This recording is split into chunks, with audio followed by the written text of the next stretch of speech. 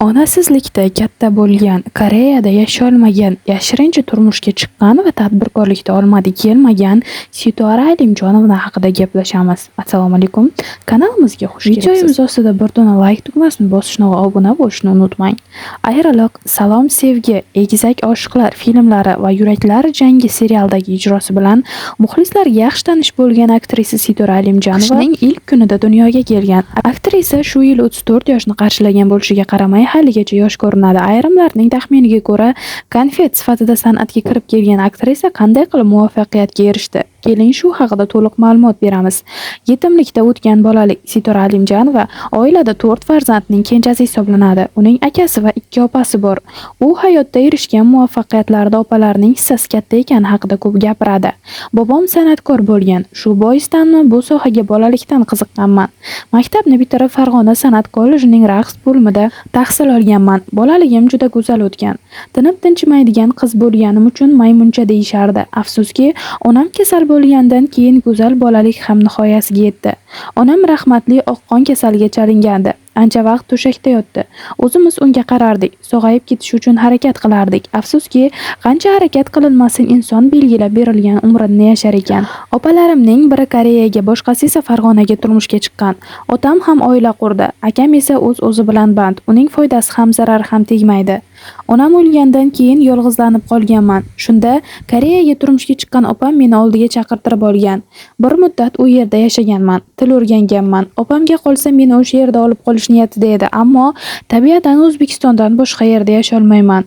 U qadar ko'nikuvchan inson emasman, deydi Sitora Alimjonova. Meni konfet aktrisa deyishgan ekan. Sitora Alimjonova aktrisa bo'lishni niyat qilmagani va bu ishga opasi undagan haqida so'zlab bergan. Raqsga, qo'shiq aytishga juda qiziqaman, ammo aynan aktrisa bo'lishimga Dildora opam sababchi bo'lgan.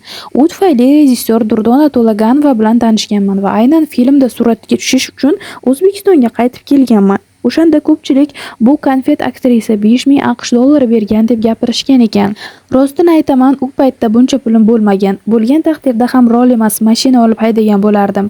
2011-yilda kinodagi hayot ancha jonli edi. Premyeralar ko'p bo'lardi. Takliflar ham bugungidek ancha serob edi, deydi aktrisa Sitora Alimjonova. Ko'nglim bo'shligi pand berdi. Sitora Alimjonova mashhur aktrisa bo'lsa-da, olgan gonoraridan qoniqmagani, shu sabab tadbirkorlikka ham qo'l urgani haqida gapirdi.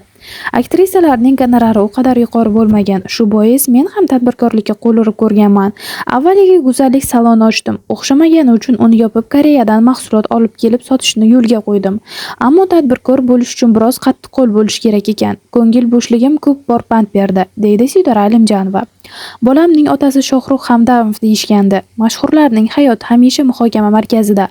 Sitora Alimjonovani ham xonanda Shohruxxon bilan ishqiy munosabatda ekani, ammo qandaydir sabablarga ko'ra ular birga bo'lolmagan haqida gap-so'zlar tarqalgandi.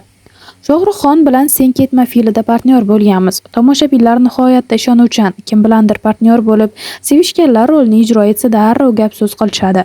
Kim bilan rol o'ynagan bo'lsam, hammasi bilan ishqiy munosabatda ekanim haqida gapirishgan. Hatto turmushga chiqib farzandli bo'lganimda bolaning otasi Shohrux Hamdamov deb yozishgandi.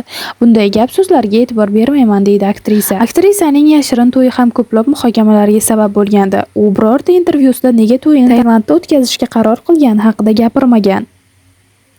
Aktrisaning to'yi 2017-yilning avgust oyida Tailandning Phuket orolida bo'lib o'tgan. To'yda aktrisaning 3-4 ta eng yaqin do'stlari ishtirok etgan. Aktrisa kuyov ko'rinmagan suratlarinigina ommaga namoyish etgan. Faqatgina uning 27 yoshda ekani va tadbirkorlik bilan shug'ullanishi oshkor qilingan xolos. Prodyuserlar bilan kelisha olmagan. Aktrisa Sitora Alimjonova 9 yil avval xonandalik faoliyatini rasman boshlagandi. Afsuski, ko'p o'tmay unga prodyuserlik qilgan kompaniya bilan moliyaviy kelishuvga erishmay, xonandalik faoliyatiga nuqta qo'ygan. U teleloyihalar uchun Otabek Mutalxo'jayev bilan Sevar yorim, Yodgor Mirzajonov bilan tegaman duetlarini ijro etgan. Yo'g'i borim va opajonim singari mualliflik qo'shiqlarini ham ijro etgan. U hozir to'y xizmatlariga faqatgina opajonim qo'shig'ini ijro etish uchun boradi. Ona bo'lishni 4 yil kutdim. Aktrisa intervyularining birida farzandini 4 yil kutgan va ona bo'lishda qanchalik qiyinchilikka uchragani haqida ham so'zlab bergan. Men rosa harakat qildim, davolandim, 4 yil farzand bo'lmadi. Orada bir bo'lib tushib qoldi, yana davolandim. Keyin tashlab qo'y, deyishdi. Keyin Xudo o'zi g'oyibdan berdi. Kutmaganingizda bo'larkan hamma narsa. Shuning uchun kutmaslik kerak ekan. Tug'ruq jarayonida juda qiynaldim. Buni eslashni ham xohlamayman. Men o'zi og'riqqa yo'qman. Ko'zim ko'rmay qoldi. Kesarcha kesish yo'li bilan tug'dim, lekin dardni ham ko'rdim. Operatsiya rejalashtirilmadi. Bolaning tug'ilishiga hali 6-7 soat vaqt bor edi. Lekin juda qattiq og'riqdan ko'zim ko'rmay qola boshladi. 6-7 soat ichida nimadir bo'laman deb operatsiyaga rozi bo'ldim. Lekin bu gapimdan homiladorlar qo'rqib qolmasin. Bu narsalar o'tib ketadi. O'sha kunning o'zidayoq turib yurib ketdim deydi. Depressiyaga tushib qoldim. Afsuski, bu intervyudan roppa-rosa 1 yil o'tib aktrisa shaxsiy turmushda omadsizlikka uchragani va o'g'lini yolg'iz o'zi tarbiyalayotgani haqida aytdi. Hayotda hamma narsa bo'lar ekan. Shaxsiy hayot haqida ha deb gapiraversa qizig'i qolmaydi. Hozirda Muhammadimning otasi bilan aloqasi bor, faqat ko'rishib turadi. Shaxsiy hayotimda hech qanday o'zgarish yo'q. Borimni bolam va ijodimga bag'ishladim. Farzandimni dunyoga keltirganimdan keyin depressiyaga tushib qoldim. Ana shu narsa menda bo'lmaydi deb o'ylagan edim. O'sha paytlari juda ko'p onamni esladim. Suratga olish jarayonlariga borsam, bolamni onamga tashlab keldim degan gaplarni eshitib qolaman. Hayot har bir insonning bir armoni bo'lar ekan. Shunaqa paytda onamning yo'q bo'lgani butun umrlik armonim bo'lib qolsa kerak.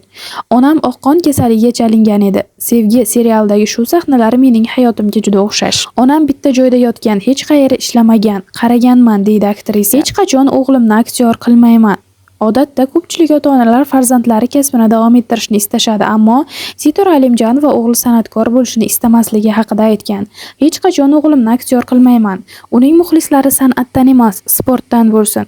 Hattoki bolam tug'ilmagan paytda ham bitta sportchi o'g'lim bo'ladi deb niyat qilardim.